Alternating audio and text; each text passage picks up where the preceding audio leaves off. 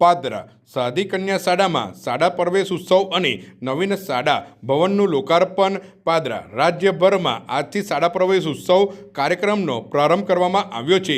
તેના ભાગરૂપે પાદરા તાલુકાના સાદી ગામની કન્યા શાળામાં શાળા પ્રવેશ ઉત્સવ તેમજ નવીન શાળા ભવનના લોકાર્પણનો કાર્યક્રમ પાદરાના ધારાસભ્ય ચૈતન્યસિંહ ઝાલાના હસ્તે યોજાયો હતો।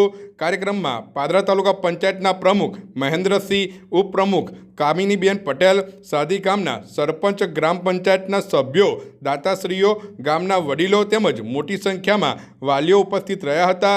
શાળા પરિવાર દ્વારા ધારાસભ્ય ચૈતન્યસિંહ ઝાલાનું પુષ્પગુચ્છ, શાલ ઉડાડી તેમજ મુમેન્ટો અર્પણ કરી સન્માન કરવામાં આવ્યું હતું। ઉપરાંત મંચ પર બિરાજમાન તમામ મહાનુભાવોનું પણ પુષ્પગુચ્છ દ્વારા સ્વાગત અને સન્માન કરવામાં આવ્યું હતું। ત્યારબાદ આંગણવાડી અને બાલવાટિકા ધોરણ 1ના બાળકોને શાળામાં પ્રવેશ આપવામાં આવ્યો હતો।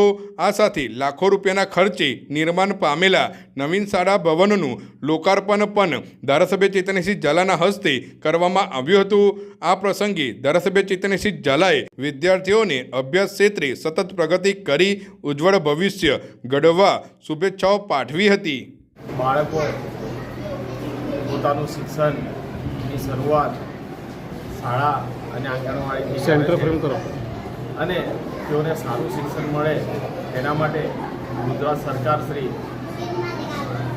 બાળકોને શાળામાં પ્રવેશ અપાવવા માટે શાળા પ્રવેશોત્સવનું આયોજન કર્યું છે, જેના ભાગરૂપે પાદરા તાલુકાના સાદી ગામે આજરોજ આંગણવાડી અને શાળામાં બાળકોને પ્રવેશ અપાવવામાં આવ્યો છે અને તેની સાથે જ સાદી કન્યા શાળા કે જે 75 લાખ રૂપિયાના ખર્ચે બનીને તૈયાર થઈ છે, આ શાળાનું લોકાર્પણ આજે રાખવામાં આવ્યું છે।